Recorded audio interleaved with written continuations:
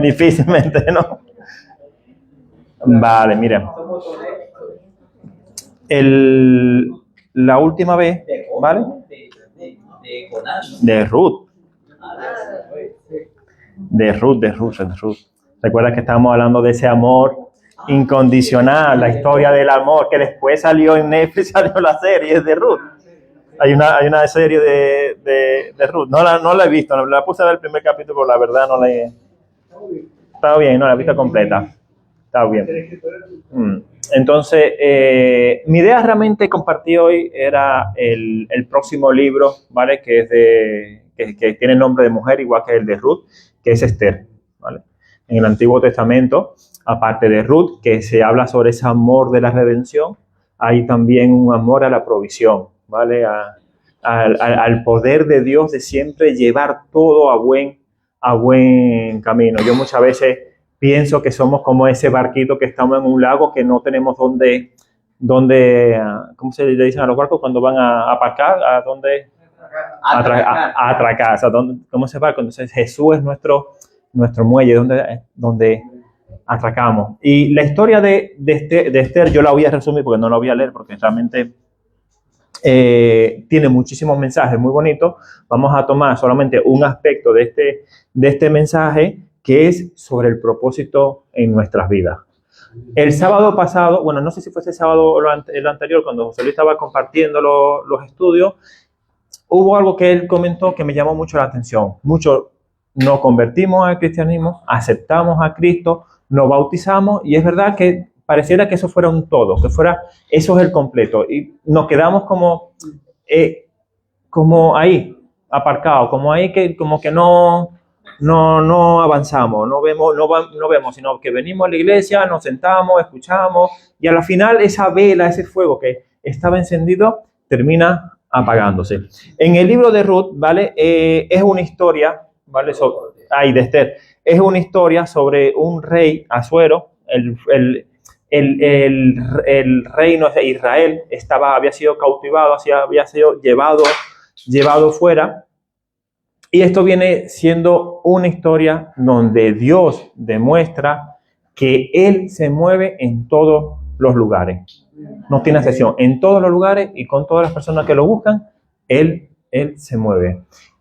Ruth era judía, ¿vale? La historia de un rey Asuero, un rey que gobernaba sobre muchísimas naciones, donde el rey en ese momento, ¿vale? Un rey que no tenía nada que ver con Israel, tenía su reina, y en un momento dice que estaba alegre por el vino, estaba haciendo una fiesta, la hace llamar y la reina decide no ir, ¿vale? Entonces para eso fue como un insulto para ese rey, por lo cual destituye a esa reina. Y comienzan a buscar una nueva reina para este rey. Empiezan a buscar las mujeres más hermosas, más bellas por todas las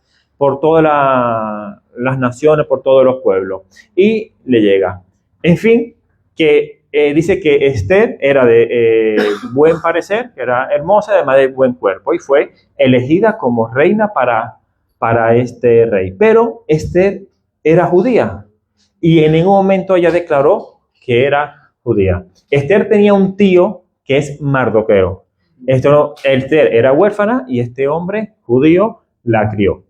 Entonces empezó Esther ya siendo reina, y hubo un acontecimiento que empieza a separar la historia, que es que Mardoqueo se sentaba a las puertas del palacio y escuchó a dos funcionarios que querían matar al rey. Entonces va Mardoqueo a donde Esther y se lo declara. Esther se lo declara al rey, hacen investigación sobre el asunto y se dan cuenta que era verdad. Por lo cual el rey directamente manda a ahorcar a estas dos personas que querían matarlo. Esto parece también otra película. Entonces, aquí viene una persona, ¿vale? Llamada Amán, que no era judío, odiaba a los judíos.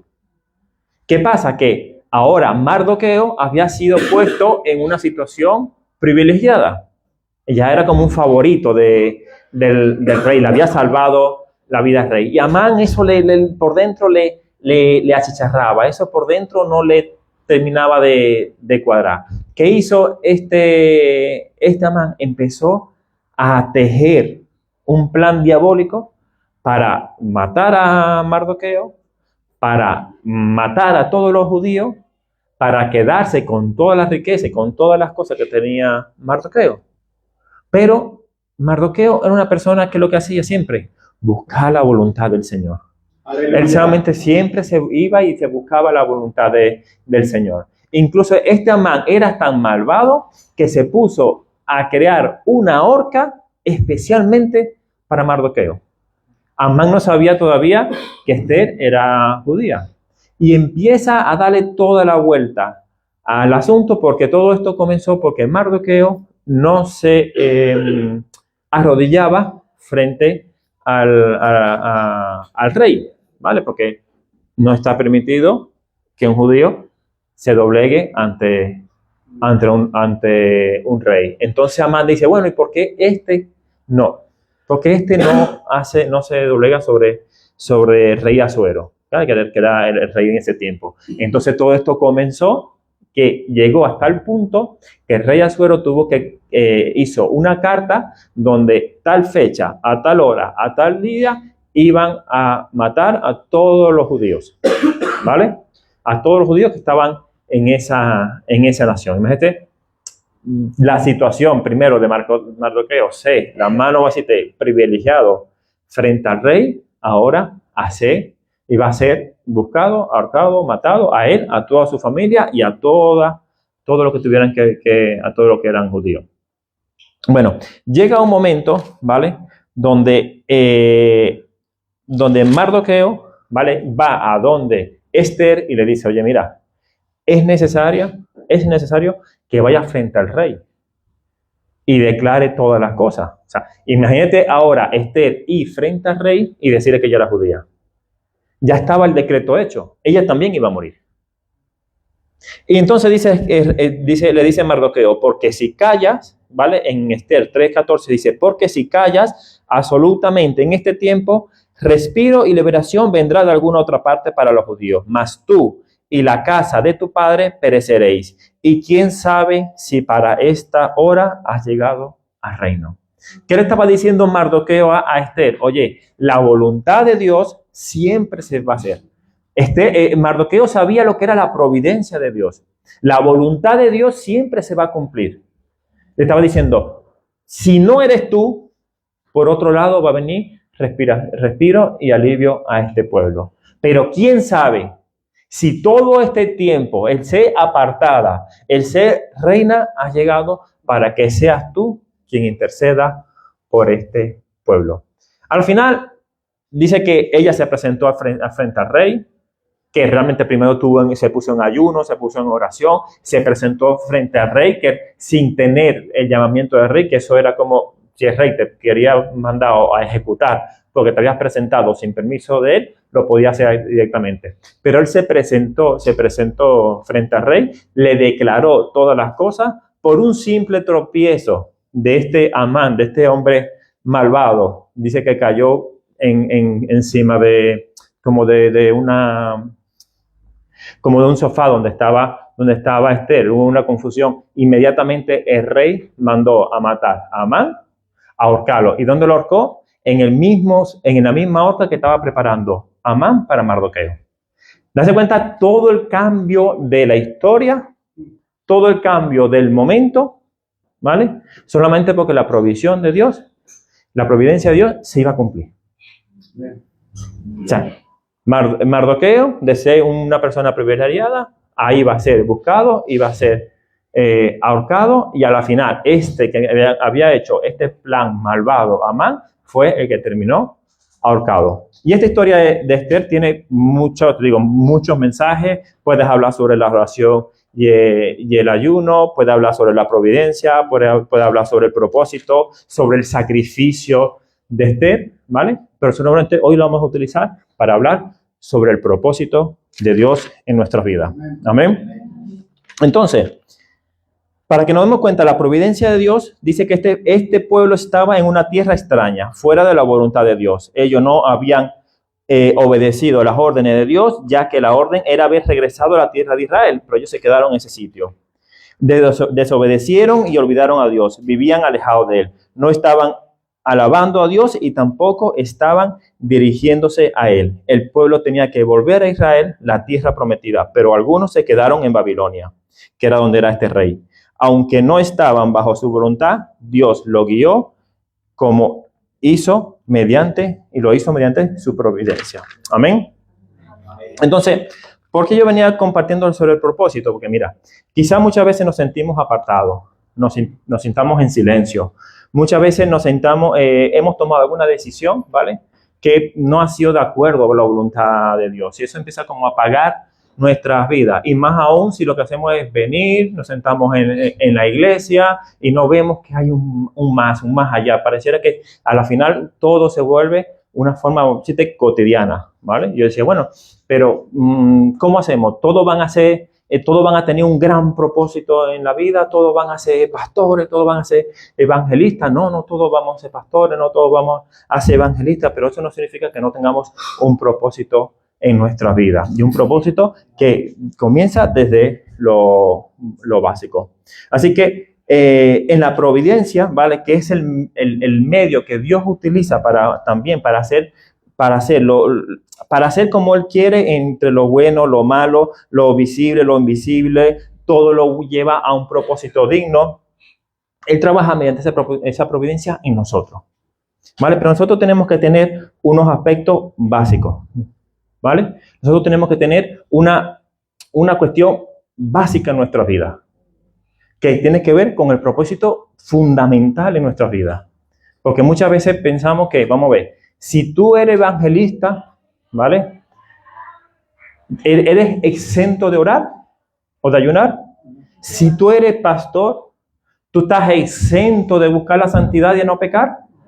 Entonces vamos a hablar sobre el propósito realmente de nuestra vida. Porque no todos, vamos a decirte, a la vista del hombre vamos a hacer grandes cosas, pero para Dios el propósito que pone en tu vida es perfecto y justo. Es perfecto y justo. No busque algo fuera de la voluntad de Dios. Busca lo que Dios tiene preparado para ti. Y aquí también entra un poco el tema de la paciencia. Mira, yo en muchas ocasiones cuando estoy así un poco confundido, afligido, de esa época que no sabe qué decisión tomar, siempre pienso en Jesús. Cuando yo tomo una decisión, siempre pienso, ¿qué hubiese hecho Jesús en este caso? ¿Vale? Y muchas de las veces me he dado cuenta que lo que hubiese hecho Jesús no es lo que yo estaba pensando hacer. Siempre tenemos que pensar qué ha hecho Jesús, qué hubiese hecho Jesús en esta época. Y meditando, dice, bueno, realmente, ¿por qué le podemos decir a las personas que necesitamos a Jesús en nuestras vidas? Porque muchas veces yo me he sentido de una forma hipócrita, porque buscamos a Jesús solamente cuando estamos en problemas. Buscamos a Jesús solamente cuando estamos necesitados. ¿Y por qué no lo buscamos cuando estamos en gozo y alegría? ¿Por qué no clamamos a Él o gemimos a Él cuando estamos también en gozo y alegría? Solamente cuando estamos en dificultades en que empezamos a buscar a Jesús. Entonces, para yo saber quién es Jesús, yo me puedo ir directamente al libro de Apocalipsis en 1:8 y Él dice, yo soy el alfa y el omega, el principio y fin, dice el Señor, el que es y que era y el que ha de venir, el Todopoderoso. En Apocalipsis también 4:8 nos dice, santo, santo, santo es el Señor Dios Todopoderoso, el que era, el que es y el que ha de venir. En Salmo 92 nos dice, desde el siglo hasta el siglo, tú eres Dios. Y en Isaías 44:6 dice, así dice Jehová, yo soy el primero y yo soy el postrero, y fuera de mí no hay Dios. Estos versículos, leyéndolo, dices, son versículos muy directos, muy potentes, de quién es Dios, ¿vale? Y empezamos a ver cómo Dios es el Todopoderoso, ¿vale? El Creador, a quien se lo debemos absolutamente todo, y a quien nos tenemos que dirigir en todo momento. Pero vamos a seguir hablando del propósito. El no cumplir el propósito en Dios, en nuestra vida, puede generar tristeza, frustración o una sensación de vacío interno.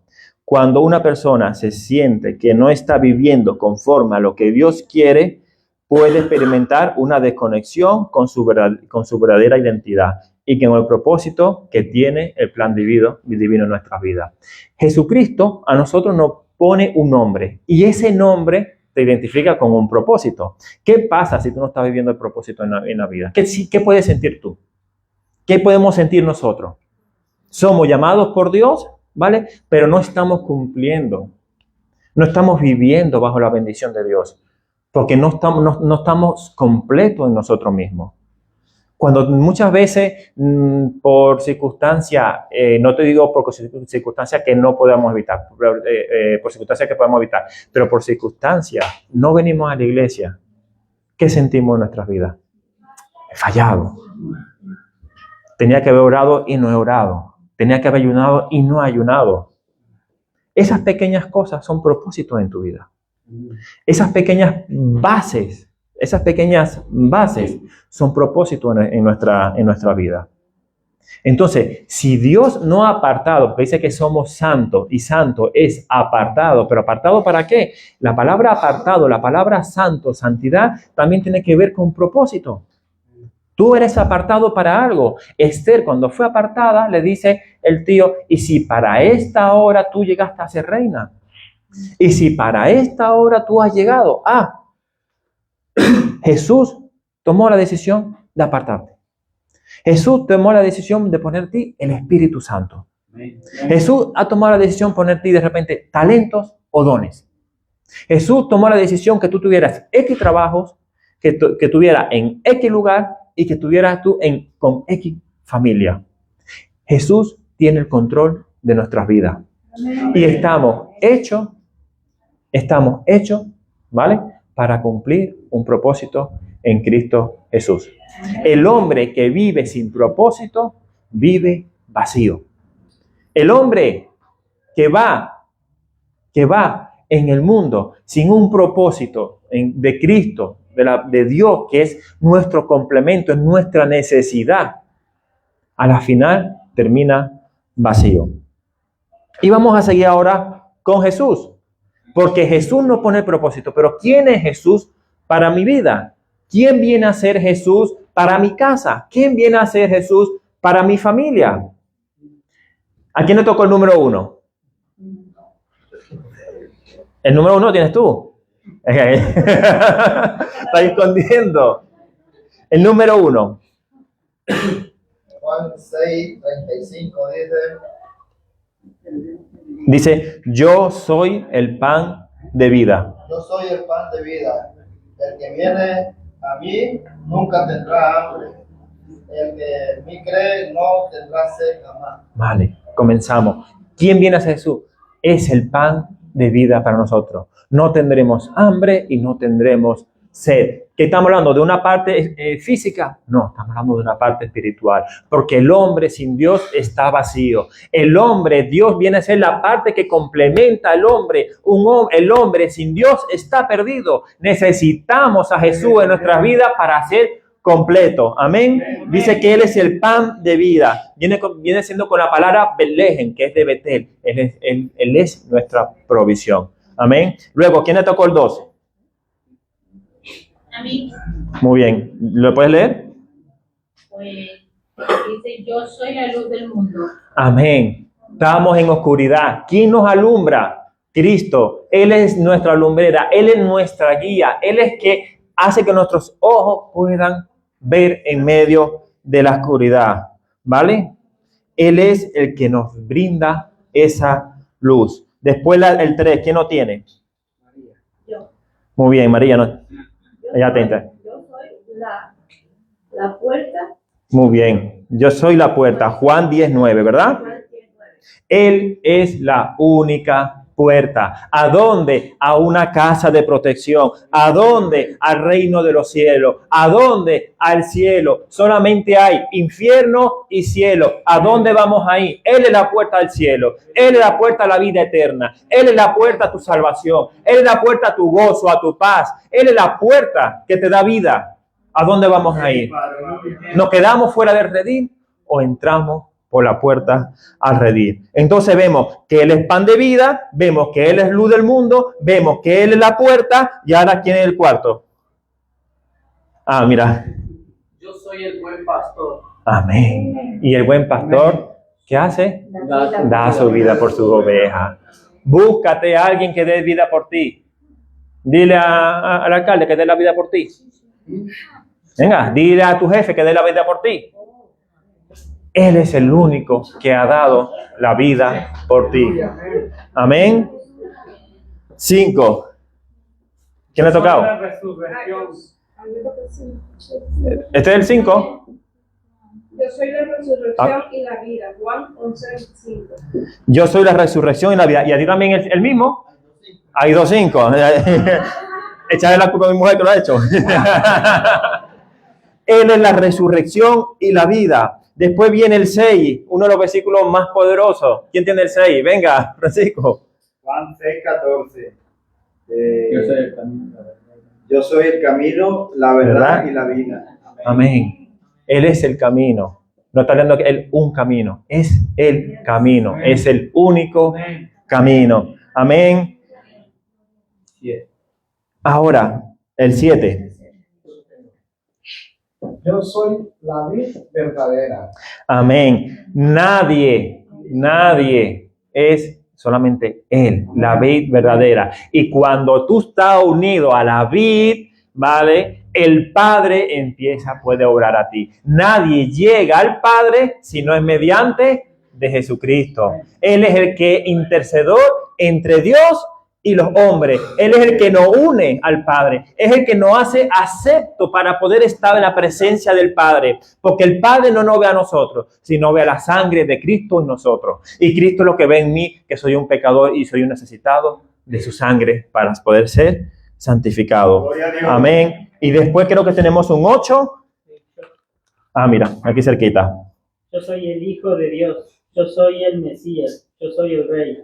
Amén. Juan 8:58, Juan 10:36 y Juan 4:25, 18:37. Él es el Hijo de Dios, Él es el Mesías y es el Rey. Entonces, vemos todas estas cosas que son de Jesús. Yo soy el pan de vida, y la luz del mundo, Él es la puerta, la resurrección y la vida, el camino, la verdad y la vida, la vid verdadera, y Él es el Dios, es el Mesías y es el Rey. Amén. Aleluya. Hay muchísimas definiciones de Jesús. Pero todo esto es Jesús para nuestra vida, ¿vale? Y ahora nos vamos a ir a Éxodo 3:14. Que eso también lo conoceréis mucho. ¿Qué dice Éxodo 3:14? Y respondió Dios a Moisés: yo soy el que soy. Y dijo: así dirás a los hijos de Israel: yo soy, me envió a vosotros. Aquí en este versículo, ¿vale? La traducción dice que la traducción original no dice yo soy, dice yo seré, el que seré. ¿Qué pasa? Cuando Moisés está escuchando que lo estaba enviando Dios a liberar a su pueblo de Egipto, 430 y pico años de esclavitud, lo quiere liberar del pueblo de Egipto, Dios empieza a obrar la liberación de Egipto. Las 7 plagas, lo saca, le da maná del cielo, le pone nube, le pone vallado de fuego. No solamente ahí, cuando logran entrar en la tierra de Canaán, viene la época de los reyes, viene la época de los jueces, ¿verdad? Todo eso ya está Dios obrando con ellos. Pero cuando está diciendo eso, no se está refiriendo a esas obras. Cuando está diciendo yo seré el que seré, estaba hablando de lo que iba a pasar 2000 años después. Recordemos que a Abraham, en el monte Moriah, si no me equivoco, Dios le promete un cordero, ¿verdad? Cuando le dice el hijo, cuando le dice, aquí está el fuego y la leña, que le dice el hijo de, exactamente, Isaac, ¿dónde está el cordero para el holocausto? Bueno, ¿verdad? Una historia que a veces me choca, ¿cómo iba Abraham a sacrificar a su hijo Isaac? Y ese niño preguntándole, bueno, ¿qué está? Aquí está la leña, aquí está todo, ¿dónde está el cordero? ¿Verdad?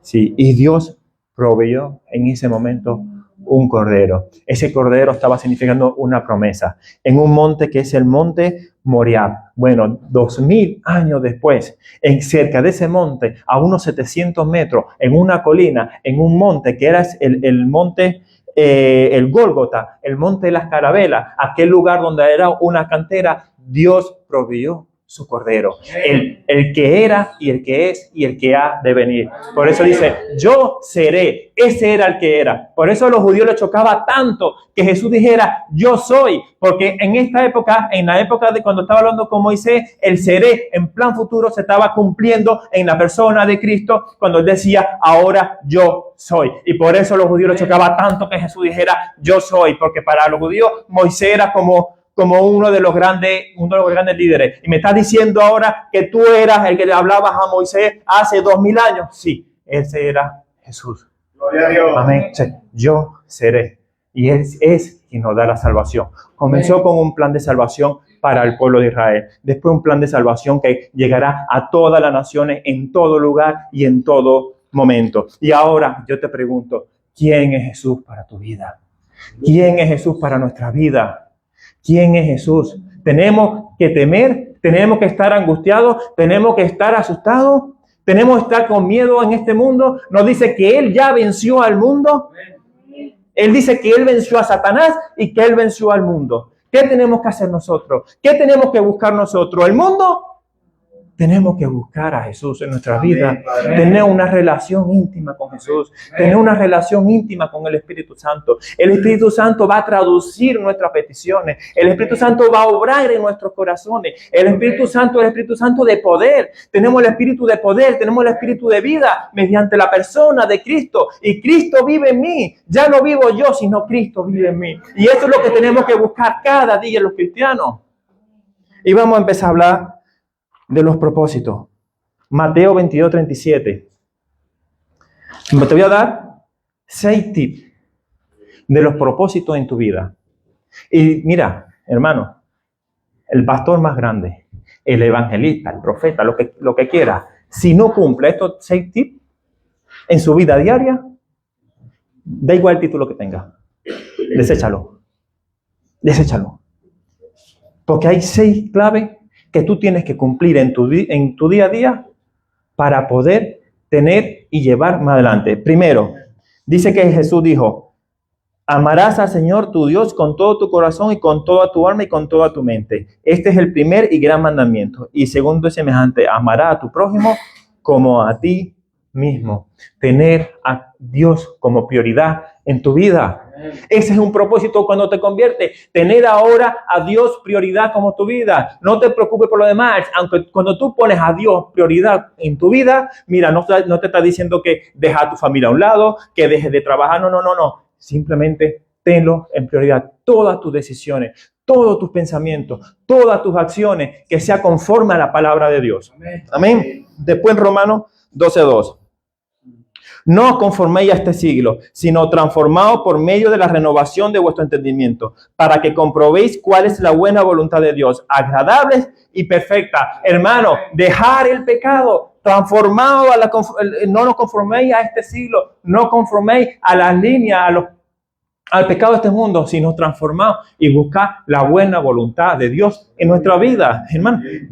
Por más años que pase, por más tiempo que pase, por la posición que tú tengas, necesita siempre estar apartado del pecado.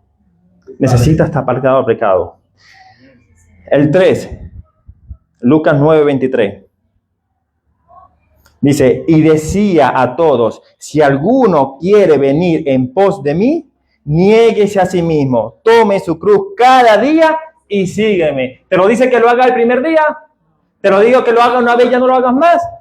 cada día tome la cruz y ve en pos de Cristo.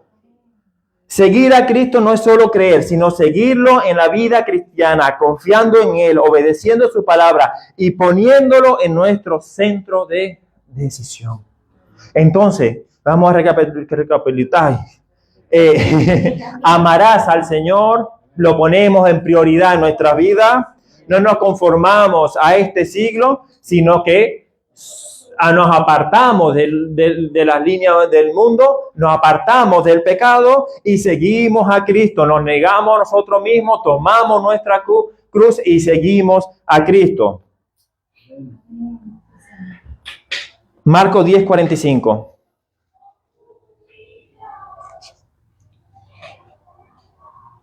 Porque el Hijo del Hombre no vino para ser servido, sino para servir y dar su vida en rescate de muchos.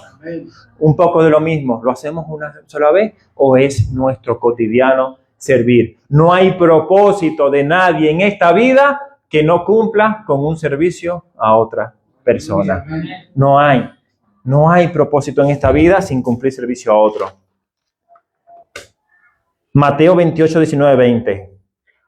Por tanto, id y haced discípulos a todas las naciones, bautizándolos en el nombre del Padre, del Hijo y del Espíritu Santo. Amén. Otro propósito, compartir a todos los que están en la persona. Pero no solamente de palabra, no solamente que yo vaya diciendo, sino que mis acciones respalden mi evangelización. Que puedan decir en todo momento, dicen, no, mira, porque esa persona es distinta, porque esa mujer es distinta, porque estos pastores son distintos, porque están predicando con sus acciones. Juan 3:16. Porque de tal manera amó Dios al mundo que ha dado su Hijo unigénito para que todo aquel que en Él crea no se pierda, mas tenga vida eterna. El propósito final es tener comunión con Dios y la esperanza de la vida eterna, viviendo desde ahora con fe, paz y confianza en su promesa. Amén. Entonces, hermano, tenemos ponerlo en prioridad, apartarnos del pecado, seguir a Cristo. Ya no somos nosotros, sino Él. Servir a los demás, compartir el evangelio, vivir con esperanza. Esas cosas es lo básico y lo principal que tenemos que tener en nuestras vidas. Es lo básico y principal. No vas a llegar, yo creo que Dios no te puede utilizar para otra cosa si tú primero no pones esto en prioridad. Si tú no te apartas del pecado, ¿crees que Dios te puede utilizar para otras cosas? ¿Tú crees que si Dios no los pones como prioridad, Dios te va a utilizar para otras cosas? Si no sabemos evangelizar, si no sabemos vivir con esperanza, con amor, con paz, con gozo, a pesar, ¿queremos realmente crecer? ¿Cómo queremos crecer?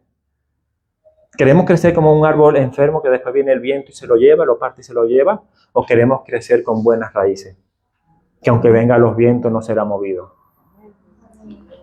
Dice, Cristo no nos ha salvado para ser derrotados, ni está triste ni perdido. Él nos ha dado libertad en nuestra debilidad. Él nos ha dado el gozo, la paz, la felicidad en Él. Y ahora, el propósito, ¿vale?, requiere también valentía y obediencia, al igual que paciencia. El propósito siempre también tiene que es bendecir a otra persona. Pero hay una cosa, ¿vale?, que a mí me estalla la cabeza en unas partes cuando, por ejemplo, muchas dicen, no, es que aquel fulanito tiene el don de esto, fulanito tiene el don de aquello. Me parece muy bien, muy bonito todo. Pero te digo una cosa. Si tú no tienes el fruto de la carne, no hay dones que valgan. Si tú no tienes los frutos del Espíritu, no hay dones que valgan. Si tú no tienes los frutos del Espíritu, no hay propósito en tu vida. Y el fruto del Espíritu, vamos a decir que es amor, gozo, paz, paciencia, benignidad, bondad, fe, mansedumbre y templanza. Y contra todas estas cosas no hay ley.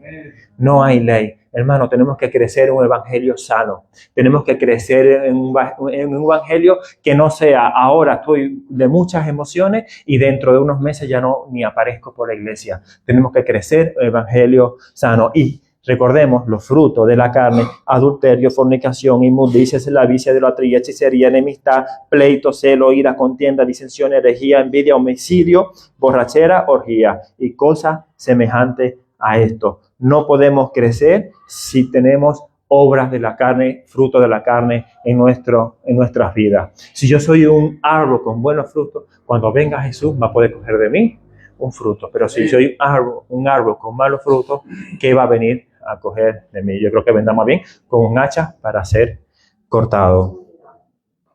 Entonces, hermano, el mensaje es sencillo. Solamente os pido, nunca debemos sentirnos apartados. Nunca debemos sentirnos sin importancia. Para Cristo somos importantes. Él ha dado su sangre por todos nosotros. Incluso sabiendo cómo somos o cómo éramos, Él ha dado su sangre. Todos tenemos un propósito de vida. El primer propósito: llegar a la vida eterna. Segundo, crecer como verdadero cristiano, no queriendo ir por encima de los demás, no queriendo sobresaltar, no queriendo verse. ¿Cuántas personas, hay un dicho que dice, hay una palabra que dice, hay hombres que buscan el púlpito y hay púlpitos que buscan a los hombres, hay hombres que buscan sobresalir, hay hombres que lo que quieren es vanagloria, hay hombres que lo que quieren es orgullo, y todo eso es lo contrario de lo que hizo Cristo. Es todo eso lo contrario que hizo Cristo. Cristo se humilló. Cristo, además que se humilló, él fue entregado, su sangre, su carne fue entregado por todos nosotros. No era necesario, pero lo hizo por amor a nosotros. Entonces el propósito de nuestra vida cada día, hermano, no dejemos la oración, no dejemos el estudio de la palabra, no dejemos de cada día. Yo sé que algunos trabajan y es difícil estar aquí, pero no significa que tú en la mañana no te puedas, antes de levantarte, antes de irte a trabajar, leer un versículo, meditar, presentárselo todo al Señor, no irarse, no. Mira, yo venía, es que es tan fácil que sobresalga nuestra carne, que yo venía hoy bajando de la casa con una bolsa de basura y el paraguas, y pegué el paraguas contra una pared, me pinchó el paraguas aquí en la cabeza, que me provocó coger, y digo, me iro, pero no peco. Es tan fácil, Señor. Es tan fácil porque la carne, lo que busca es el pecado. La carne lo que busca es esto, los frutos de la carne. Y la carne siempre está sometida bajo el Espíritu. Y buscar el Espíritu, te digo, es más difícil que los frutos de la carne. Es muy sencillo. Mira, tú no haces nada y salen los frutos de la carne. Pero ¿para qué haces los frutos del Espíritu? Ayuno, oración, meditación, arrepentimiento, humillación, todo. Pero todo lo que hagamos para el Espíritu tendrá su recompensa. No habrá nada no hay ni un minuto que tú pases en oración que no tenga su recompensa. Así que, hermano, medita en la palabra, ora, ayuna, preséntate en la iglesia, sirve en lo que tú quieras que sirva. El Señor te habrá puesto cualquier talento, cualquier cosa. Sirve con amor a la iglesia. Amén. Bueno, sin más. ¿Para qué más?